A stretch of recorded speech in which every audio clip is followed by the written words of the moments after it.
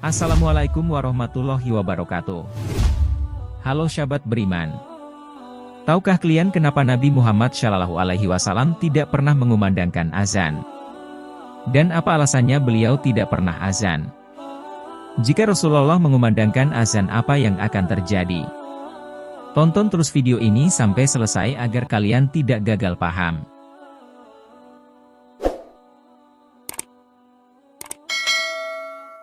Azan adalah menandakan waktu sholat. Sejarah Islam mencatat ada salah seorang sahabat bernama Bilal yang selalu mengumandangkan azan karena memiliki suara yang bagus. Lalu, apakah azan untuk sholat juga pernah dikumandangkan oleh Nabi Shallallahu Alaihi Wasallam? Semasa hidupnya, mengapa Nabi tidak pernah mengumandangkan azan untuk sholat? Sebenarnya Nabi Muhammad Shallallahu Alaihi Wasallam pernah mengumandangkan azan di telinga cucunya, Hasan dan Husain saat dilahirkan. Hal ini sebagaimana diceritakan oleh Ubaidillah bin Abi Rafi, dari bapaknya, ia berkata, "Saya melihat Rasulullah mengazani telinganya Hasan bin Ali ketika dilahirkan oleh Fatimah sama seperti azan untuk sholat." Hadis riwayat At-Tirmidzi. Namun, belum ada keterangan atau riwayat yang menyebutkan bahwa Rasulullah Shallallahu Alaihi Wasallam pernah azan untuk sholat selama hidupnya. Hal ini sebagaimana telah dijelaskan oleh para ulama fikih ketika menerangkan lebih utama mana antara azan atau menjadi imam. Imam An-Nawawi di dalam kitab Al-Majmu' berkata, dan alasan ulama yang mengunggulkan lebih utama menjadi imam adalah karena Nabi Shallallahu Alaihi Wasallam. Kemudian Khulafaur Rasyidin menjadi imam dan mereka tidak mengumandangkan azan. Begitu pula dengan ulama-ulama senior setelah mereka. Dan jawaban mereka adalah karena Nabi Shallallahu Alaihi Wasallam lebih memperhatikan menjadi imam, begitu pula dengan khalifah-khalifah dan imam-imam setelahnya.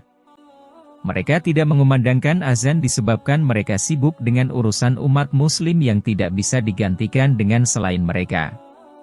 Maka tidak ada waktu kosong untuk mengumandangkan azan dan kemuliaan waktunya. Adapun menjadi imam sholat merupakan suatu keharusan bagi mereka. Inilah takwil yang kuat berdasarkan riwayat dengan sanad sahihnya Imam Al-Baihaqi dari Umar bin Al-Khattab yang mengatakan, seandainya saya berkesempatan untuk mengumandangkan azan saat menjadi khalifah, maka saya akan mengumandangkan azan. Di balik Nabi Muhammad Shallallahu Alaihi Wasallam tidak pernah mengumandangkan azan untuk sholat semasa hidupnya, karena ada alasan dan ada hikmahnya, yaitu sebagai berikut. Pertama, jika Nabi Shallallahu Alaihi Wasallam mengumandangkan azan, maka dikhawatirkan orang yang tidak langsung menjawab seruan Nabi Shallallahu Alaihi Wasallam. Ini termasuk dalam kategori ayat berikut. Maka hendaklah orang-orang yang menyalahi perintah Rasul takut akan ditimpa cobaan atau ditimpa azab yang pedih. Quran Surat An-Nur ayat 63. Imam Al-Hithab di dalam kitab Mawahibul Jalil mengatakan bahwa azan ditinggalkan oleh Nabi Muhammad Shallallahu Alaihi Wasallam. Karena jika Nabi Shallallahu Alaihi Wasallam mengatakan hayya 'alas shalah dan umat Islam tidak segera melaksanakan, maka mereka pun akan disiksa berdasarkan surah An-Nur ayat 63 tersebut. Kedua, Nabi Muhammad Shallallahu Alaihi Wasallam adalah penyeru atau da'i, maka tidak boleh bersaksi atas dirinya sendiri, yakni ketika mengucapkan asyhadu anna Muhammadan Rasulullah.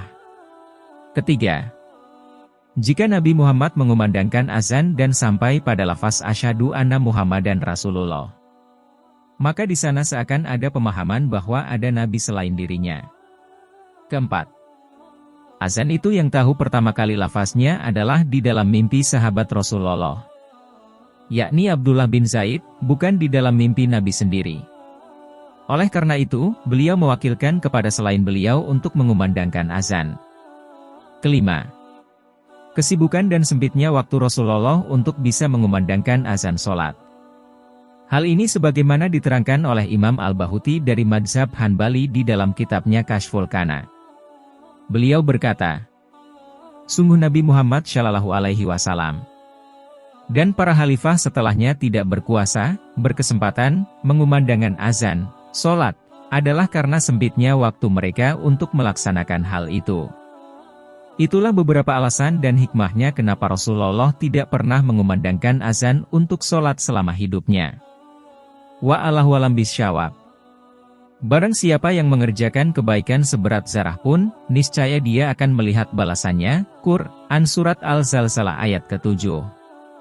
Terima kasih sudah menonton video ini, semoga bisa menambah wawasan kita semua tentang Islam.